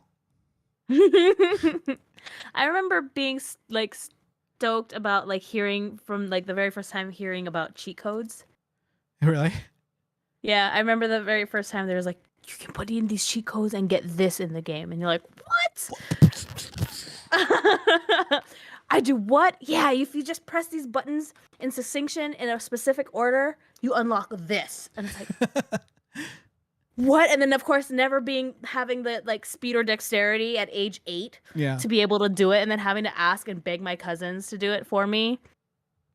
Yes, you get attacked by an older woman. No, you get attacked by an actual cougar cat. Yeah, cougar, a mountain lion, and it's always from a direction you weren't expecting. Looking. Yeah, or like you're just sitting there riding, you're like, taking all this splendor, boom, cougar, you're dead. Yeah, that's how cougars get you. You're usually just trying to take in the splendor of like the California, desert site, and then boom, cougar. just trying to look at Palm Springs and look at how beautiful it is, and then boom, boom. cougar. Yeah. Unlock everything cheat from Mortal Kombat trilogy on N64 down to muscle memory. That's amazing. There's all these random rumors about animalities and fatalities. Oh yeah. I mean, I wish I could remember them to a T, but the rumors are wild, absolutely wild. And then, and then like some cheat codes you'd hear existed, but they were like you said, they were complicated to put in, or you didn't have. And so you're just convinced they weren't real because you can't do them. Yeah. And that's how I felt about finishing moves. That's how I felt about finishing moves in Mortal Kombat. I was like, yeah, because like, I can't do any of these. Right? I never ever figured out how to do fatalities when I was younger. And I would always get so genuinely upset when my cousins would fucking, and granted, I was the youngest in this group. And of course, my 12 and 13-year-old cousins fucking just over there, just sitting there, and they've been playing longer than I have. Right. It's your first training time. and practicing. My first time playing, and they're like, "Hey, Court, do you want to play?" I'm like, "Yeah, I would love to play." Finally, getting excited to be included by the older cousins, playing a video game, and there was no mercy. They're fucking just whooping my ass, and then to add insult to injury, doing the fatality, and I'm over there like an idiot. I'm like, "How do you get to do that?" They're like, if you just look up the buttons, right, and they pull up the move list. Yes. It's just up, down, left, right, and you're like, how the hell am I supposed to do that? How am I supposed to remember that? Yeah. How am I supposed to do it in that small window of time? Mm-hmm. Yeah. All of it was awful. I hated fighting games of that generation. And it's probably why I hate fighting games now. Yeah, the trauma. Mm-hmm. The trauma from that. And then like when you're trying so hard, like you get them in that moment where they're swaying, like knocked out, and you have that small window to actually accomplish the fatality, and you work so hard to press the buttons, and the only thing you accomplish is them going like. That's usually Yeah, and you're just like absolutely. All that. If you guys are hanging out right now, that means you're watching us live on YouTube. Please feel free to hit that subscribe button. It is free. Give us a like. That helps push our video out there somewhere. I don't know where. And also, if you like us, hit that bell and you'll get notified. Every single time I went up to the widow's house in the north of the map, I got attacked by a cougar out of nowhere. It was terrifying. Skill issue. Is that the new meta? Is that the new meme? Skill issue. I've seen What's that. I seen it as a meme. Recently, it's skill issue. Like when somebody complains or can't do something in a game, and it's usually just a gamer going skill issue. Because it's like user error basically, but skill issue. That hurts my feelings. Scorpion was my go-to for simplicity's sake. The main fatality was block and up. Yeah, that sounds easy. I like Scorpion as a character though. Oh yeah, I always thought Scorpion was so fucking cool. Oh yeah, and Scorpion was I think like the just major flagship character. Just I mean, come on, the fame. Everybody, you ask anybody, what's your like favorite like call out? Everyone's is get over here. Yeah. Exactly. Right? Yeah. It's the new get good. Well, fuck. Get good. Skill issue. Ouch. Pain. But yeah, I mean, get over here. You don't remember anybody else's call out. No. I mean, unless it's Street Fighter, because Street Fighter had some of the best ones. True. Hadouken. True. I don't know what he's saying. Perfect. Oh, okay. If we're gonna talk Street Fighter, before we delve into Street Fighter. Before we delve into Street Fighter, what does Chun-Li say in Street Fighter 2 when she wins? You don't have to answer this if you don't know. I don't. I'm asking chat and you. What the fuck does Chun-Li say in Street Fighter 2 when she wins? Anyways, go ahead with your thought. But before that, does anybody remember, since we're constantly talking about, we're talking about nostalgia, who was your first video game crush? Which character did you, the moment you laid eyes on this character, like, oh, I feel a little tingly in my nethers? Oh, yatta! That's right. What is that? I don't know. Why don't we ask her? It means I did it. Oh, okay. Thank you. Oh, like in Japanese? Yeah, she's Chinese. I know, she's Chinese. But it's made Okay. by, but Capcom is a Japanese company, so the voice actors are probably speaking Japanese. That just upsets me. Yeah, but that's Not wrong. mad. But that's also wrong because Dalsim, although he's Indian, he's saying Yoga Fire, Yoga Flame, right? So he's speaking That's English. right. Yeah. Yeah. They So fucked up. yeah, it was the thighs, 100% the thighs. Chun-Li, yeah, I think she was one of my first video game crushes. That was right around the age for me. Yeah. Xenia in GoldenEye Xenia? Yep. Xenia. Oh She was man, hot. I'm trying to She think. was hot in the movies as well. The metal bra. Mhm. I don't know. Here, let me see. I have to look. I'm gonna look at my list of Super Nintendo games. I have Mine was Tomb Raider. Tomb Raider. Lara Croft with Lara her pointy Croft? boobies I honestly and her can't. short shorts and pointy boobies. I feel like mine was some animal looking one because I'm Yeah, a 'cause you're furry. furry. But I don't. But I don't think it's true. I say that, but I don't think it's true. I really liked Gruntilda when she took Tootie's beauty because she had giant green witch titties when she came out of her machine. I Mhm. really liked her. Oh yeah, that was prime Famke Janssen. Oh. God, she's fine. Anybody? She's- Anybody green witch titties? What? No, Oh. just you. Just you. Although Chun-Li and Cammy. Oh God, yeah. Chun-Li and Cammy. Oh. Just I think you know what I'm realizing? The fact that my video game crushes, my first ones were women, should have been a very, very clear indication from the beginning. Yeah. That you like women. The That game I'm over pan. animation. That's right. The game over animation when she took Yeah. Tootie's beauty.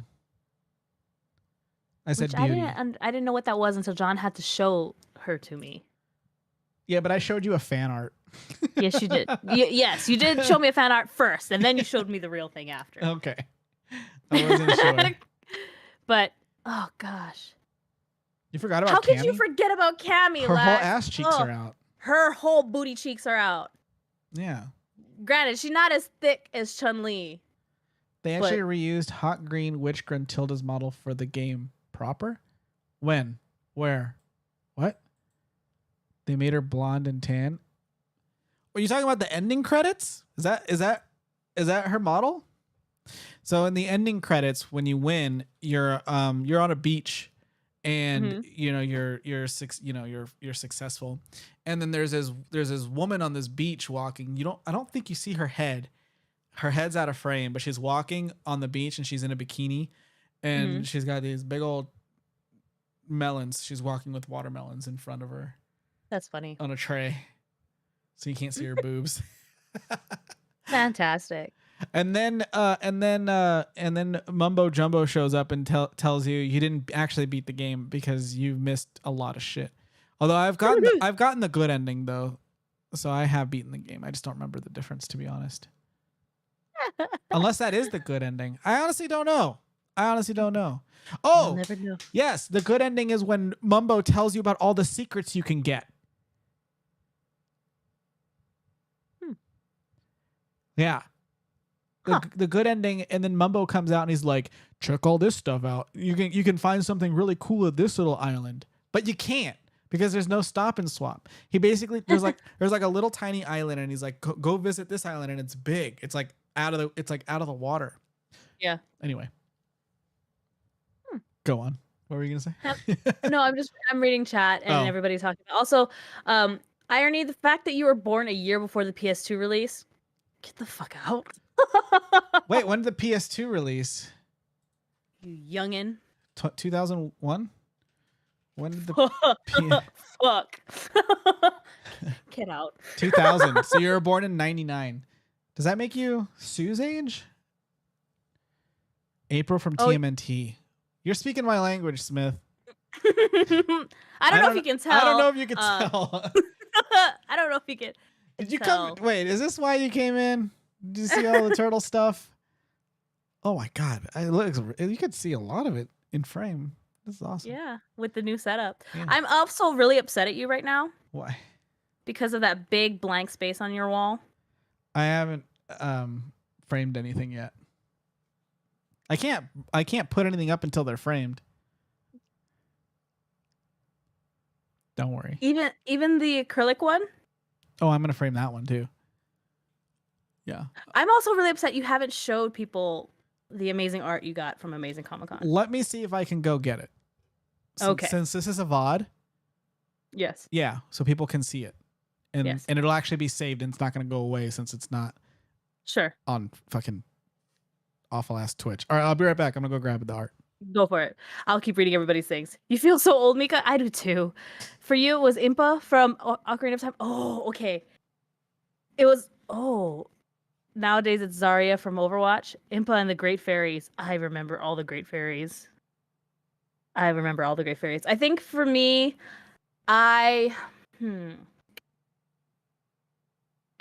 you're born 4 years before the Atari came out. If we're shaming people's age, no, we don't. We're not age shaming for sure. I'm just realizing that with Irony's comment, how old I feel about myself. The fact that they only know about the NES because of emulating. But no, we don't shame here. We're very much open and accepting of everybody and all. I'm actually really excited for you folks to see the art John is bringing because, we got it from the Amazing Comic-Con in Las Vegas that we worked a few weeks ago. Hi, welcome back. Hello. Hello. Yeah, you can see why people like the Great Fairies. I remember. Oh, yeah. Oh, from Ocarina Zelda. of Time. Yeah. Yeah. Huge. Okay. I don't know. You said Crush though. Well, not just Crush. I'm saying like first video game characters that I did say that made you feel tingling in your nethers. Yeah. That made you feel things. But yes, show the art. Well, first and foremost, Veronica Taylor, voice of April O'Neil 2003, signed this for me when we met her, when we Yes. chauffeured her around. Yes.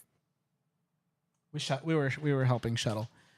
Yes. The Seinfeld reference just made me feel so much older. Which Seinfeld reference? I missed it. And then Smith was saying that they were born 4 years before the Atari 2600 came out.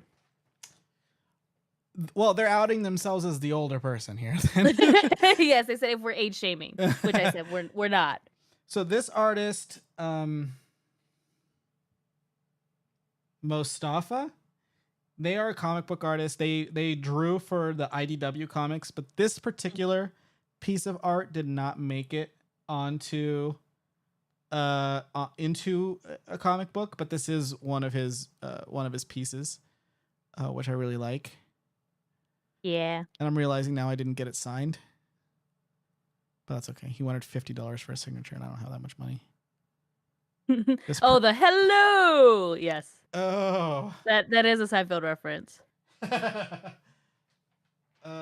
Okay. That art is cool.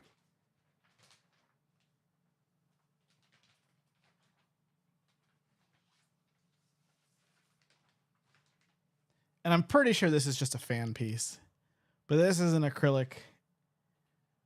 Look at that. Ugh. That's sexy. Trying to get it so the reflection isn't so prominent. Yeah. Tilt it that way. Yep. God, look at how freaking badass that is. I'm excited to put it up. I think it's gonna go. Let's see.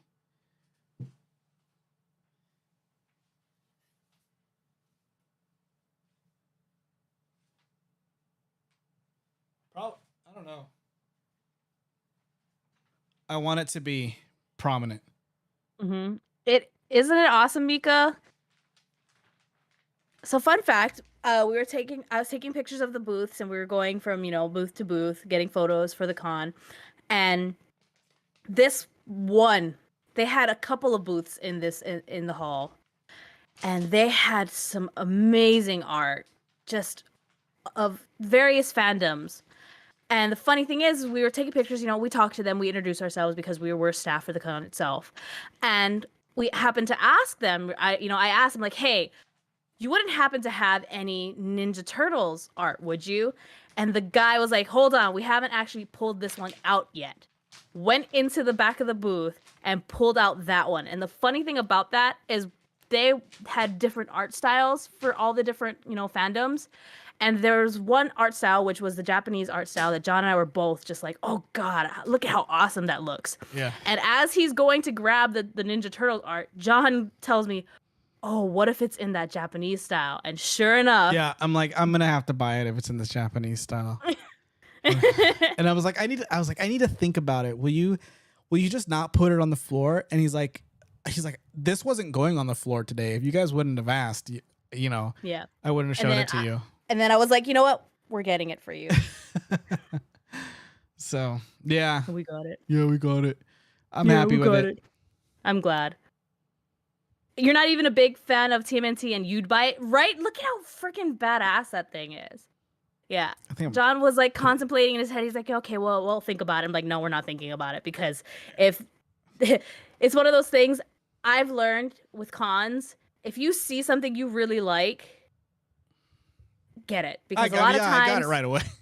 Yeah, a lot of times it might be gone. Yeah. Someone else might buy it. So I'm glad we jumped on that one, because I guarantee you, if they had put it out the next day, it would have been gone. Mm-hmm. Easy clap. Oh yeah, easy clap. Yeah.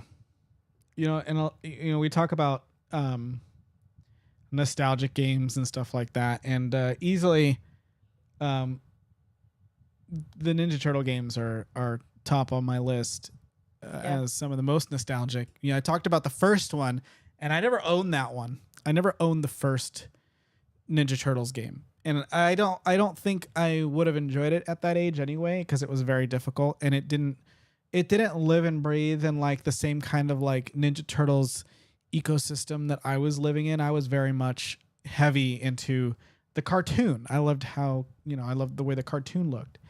Sure. And even though I had the original Nintendo, the arcade version of the game was the only one I think I had, and it wasn't that good. I didn't like it.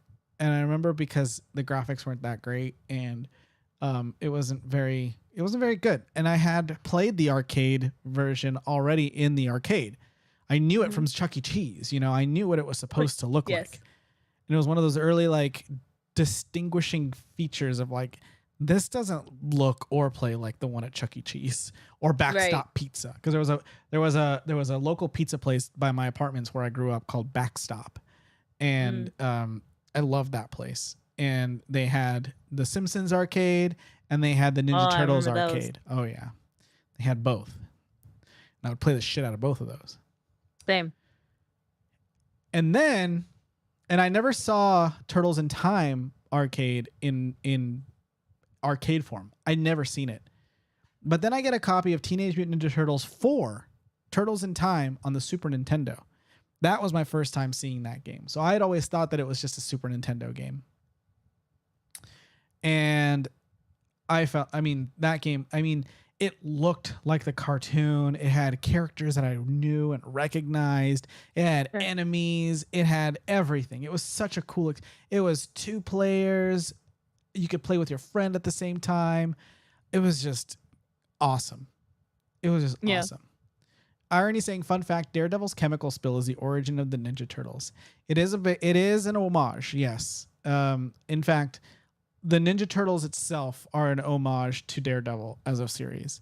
So an homage, or maybe just a parody, to be honest. But yes, the chemical spill is supposed to be the same as the one from Daredevil. But that's why you have Master Splinter, who was inspired by Stick, who was Daredevil's trainer.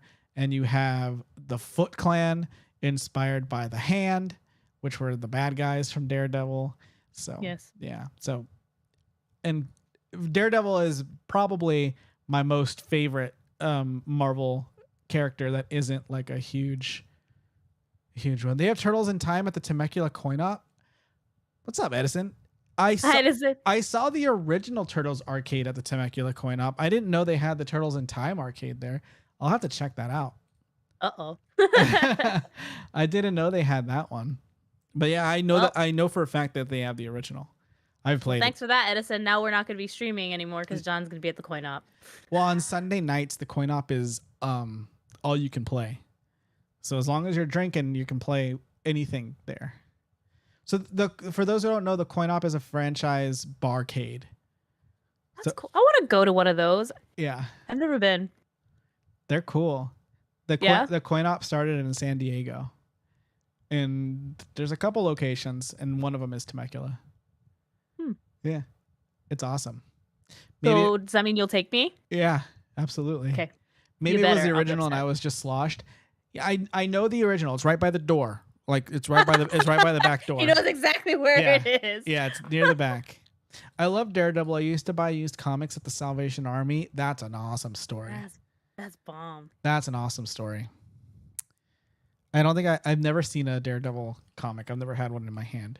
I didn't learn about Daredevil until the Netflix show. Which and is I know very good. it is. Yeah, we have to finish it because they're bringing him back. He's getting his own show. Yep. Another one, a reboot, so to speak. Mm-hmm. Which I don't like. I don't hate, but I don't like that it was by the pinball machines in the restrooms. This is another machine then, unless they moved it, because the ones I'm thinking of is by the pinball machines by the back exit. So I'll have to go look. Maybe they added it.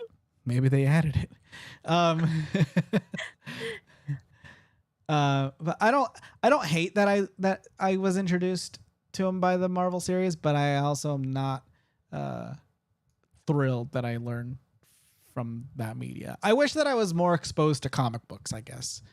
But yeah. I do love the Ninja Turtle comic books, and I have gone back and read the originals, a few of the originals. I love the IDW comic book series. I think it's really good. I read quite a few. The Last Ronin, very good. Very good. I've only read the first 2 or 3 books, but I own the whole. Here it is right here. Hold on.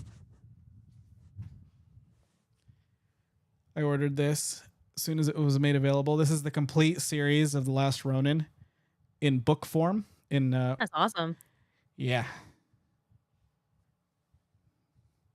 That's bomb. I need to read it.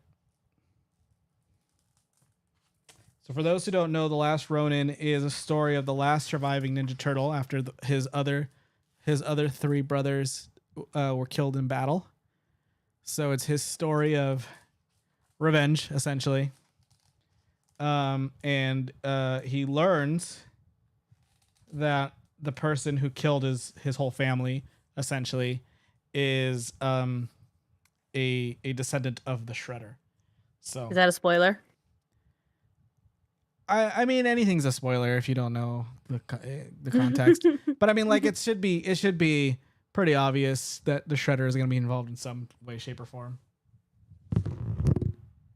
Whoa. Was that me or you? That was you. Did I hit this? Yep, you did. Absolutely. Nitro saying that they tagged you in something on Discord, so we'll make sure to check that out. Max is a huge comic book fan, and they've been collecting since they were 5. Yeah. Since I'm just grabbing stuff from back here, I figured I'd show that off. Which one did I get you for your birthday? The TMNT Arcade. I never owned this one. So this one was given to me for free. I was in a GameStop and a guy tried to sell it to them, and they're like, "No, we don't take games as sold." And then he's like, "Well, I don't want it." He just left it there, and the GameStop guy was like, "Do you want this?" I was like, "Okay." For the longest time, this thing was just for the longest time it was in my center console. Now, what I absolutely love about this is that the cover art is from a comic book. It's from issue number 4, but it's a reprint. So this is not the original comic. This is not the original cover. The original cover was a little bit more crude. But then, as you all know, if you collect comics, there's always a reprint of the covers 2 or 3 times. This is the second reprint of the cover. So, and I absolutely love this cover. And I remember as a kid thinking that it was wrong because all of their bandanas are red. But in the original comic book, all the turtles' bandanas were red. Fun wasn't. fact. It wasn't until they got picked up by a toy line That they and differentiated. to make a cartoon. Yeah, they needed to differentiate who was who. Mm-hmm. Nitro saying at the moment, only comic books I own are Avengers vs. X-Men and Watchmen. Used to have more, but the box got stolen during a move. I'm really sorry to Oh hear that. no! That sucks. Oh no! I'm really sorry. That's awful. That is awful. Courtney, I've drawn on with a lot of stories. Is there any stories you want to tell before we close out for the evening? I think the whole point of us having this conversation is because I think we are, as a generation, very lucky in having these memories of video games. And I want to say that we are, honestly, I feel like we are the generation that is the major foundation of the greatest era of video games. Period. Sure. And I was excited to have this conversation because I grew up playing so many games and having all of these wonderful vivid memories of going to the arcades, and that's just stuff that my son and he'll never have that same upbringing of going to arcades on the weekends, having quarters, lining quarters up on the on the screen like I got next, and waiting for it to be your turn. I mean, for him, his generation, their form of arcade gameplay is Dave and Buster's. Yeah, and they're Or all like gambling games. It feels like. yes, right? Or Chuck E. Cheese. Mm-hmm. And they're all really kiddie games now, if you think about it. And Well, or games that you can get on your phone. it's all for tickets, right? Yep. That's it. Yeah. So Yeah. That it's definitely not the same. But I think one of my all-time favorite nostalgia video game memories is just that feeling of accomplishment where, after school, after you finish your homework, having that 1 to 2 hours of window as often as possible, trying to just progress in these games, and then having that feeling of accomplishment of finishing the game. Or like if you were us and you were renting games from Blockbuster, trying to beat this game in the amount of time that you have it rented for as your challenge. And I think those are some of my favorite memories of like, okay, I got Pokemon Stadium for 5 days. I have 5 days to beat this game or to unlock as much as possible. And then just making it that be the go-to, or having the call of your friends like, hey, do you want to come sleep over and spend the whole weekend not sleeping and just playing games together? I think, yep. honestly, that's my favorite thing. And then there's a lot of memories that I didn't even touch on, like my little LAN party of my friend bringing their Xbox and me bringing my giant fucking TV out of my bedroom, which is way too heavy to carry, and then connecting an Ethernet cable between the two Xboxes and playing split screen 4-player on each console, Halo 2 or whatever it was. Yeah. I mean, there's so many memories, so many crazy memories. We should have done this call of action halfway through. If you're watching the VOD now, and you've made it to the end, first of all, thank you. But second of all, leave a comment. Let us know your favorite nostalgic gaming memory, or your favorite your favorite game from when you were younger, or anything gaming related. Give us something to look at and reply to. We'd greatly appreciate that. Also, if you folks are still hanging out now, or you're watching this VOD, please like, subscribe, and ring that bell. Help us push those numbers up a little bit. We'd greatly appreciate that. I rented God of War as a teenager, and I straight up begged my mom to buy it from Blockbuster. She counted it as one of my birthday presents that year. Wow. That's awesome. Great job, Mom. That's awesome. Good job. No, I think the one thing I hope for is that we bring back that fun feeling of getting excited for a video game, like how you described about begging to buy it. I want to hopefully have a game in the near future that gives me that same feeling of, oh, I'm so excited to buy this. I need it. I need to play it over and over and over again. I hope one day we get that again with another new game. I think so. And I think that it still was for our generation, but I think Animal Crossing really instilled a lot of new gamers that feeling over the pandemic too. So, Oh, for sure. well, that's it for us, everybody. Thanks so much for hanging out. Thanks for joining us on YouTube. I know this is a new change.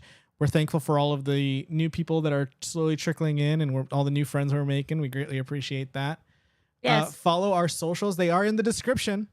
We're on Twitter. That's right. YouTube has a description. Fucking love that. I know. How cool is that? For all of our updates and stuff, we also have a link to our Discord if you'd like to be a part of our community, and you'll get notified of when we're going to go live. It sounds like we're going to try to go live for some gaming tomorrow here on YouTube. So, yeah, if it crashes, it crashes. If it crashes and burns, we're going down in flames. Yep. Have a good night, everyone. Thank you so much for the kind words. We will see you all tomorrow for just some regular old gaming. I think we're going to do some WoW. Good night, everyone.